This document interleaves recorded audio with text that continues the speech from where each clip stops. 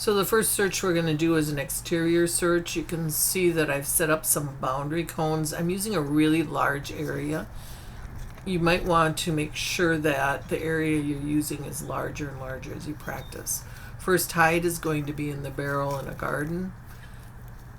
And the second hide will be placed on the pink flamingo, kind of under its body.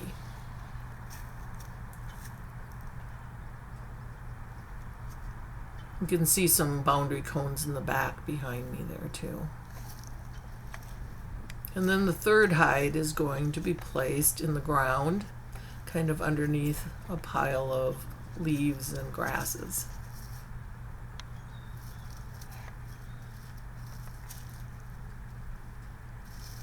So it's pretty buried in there. Okay, let's go get the dog. So you can see the entrance. We didn't quite make it through.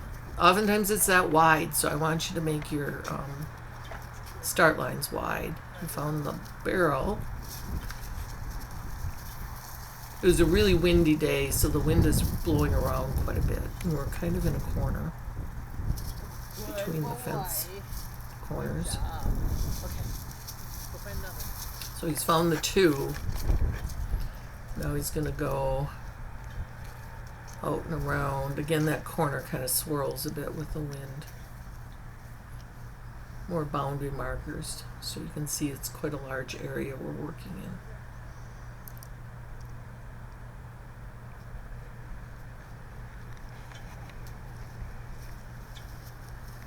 in. And he found it. We're all done. Okay, so last week we hung one in a tree. It was kind of at nose level. This week I'm going to put it up close to 5 feet. You can see it's a really windy day where we're working, so it'll be interesting to see how he moves. So if you watch him go back to the garden, you will see that I left that hide from the previous search there, which was a mistake. He knows he found it, so he's not going to really indicate it. But it's going to eventually help him figure out where the one in the tree is. He'll go back to it a couple times. And you can kind of watch him searching in a fairly good size area, and it'll become more and more of a circle as he searches. So he's going back to that one, just to kind of help him figure out that there's a second one. And the wind is also kind of taking both of those scents around and around. And again, there's a corner, so the air is being trapped and circling.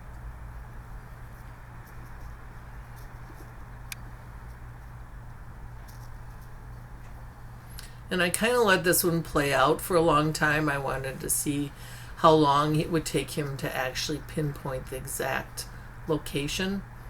So I'm just allowing him time to figure out where it is. And you can see that because it's a windy day, he's going from right to left and left to right, trying to find the edge of the scent.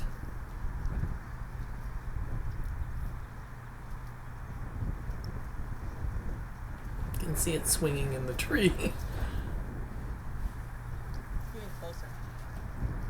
He's not frustrated yet. He just gets a little excited though.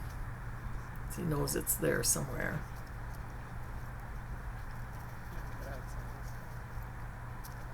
Yes! And he found it. So you can decide whether you want to just take the time for them to actually pinpoint it, or you want to reward them before. So here we're going to have a container search. I'm going to use a watering can. Some of you know about watering cans. For one of the hides, and the second hide we're going to be placing underneath a flower pot. And it's a fairly good sized flower pot, so it's in the bottom. Hopefully it'll be a little more buried for them. The day was really windy too, so as you watch him move through the area, you'll see him bouncing all over. And I just gave him the freedom because I knew that it was really windy. And he's working kind of slow. I think it has to do with the fact that there's distractions on the ground. Okay, swing him way out around. Remember, you need to make sure that he catches the next next container when he goes into it. And again, it could be breeze where he's trying to find the edge of the container scent, or it could be distraction. And then we've kind of played nutshell game. We rearranged them, same containers. So it'll be the orange one in the large pot. This time I think he's a little more focused. I'm going to go out around again so that if there happens to be a scent on the edge of that one, he'll find it.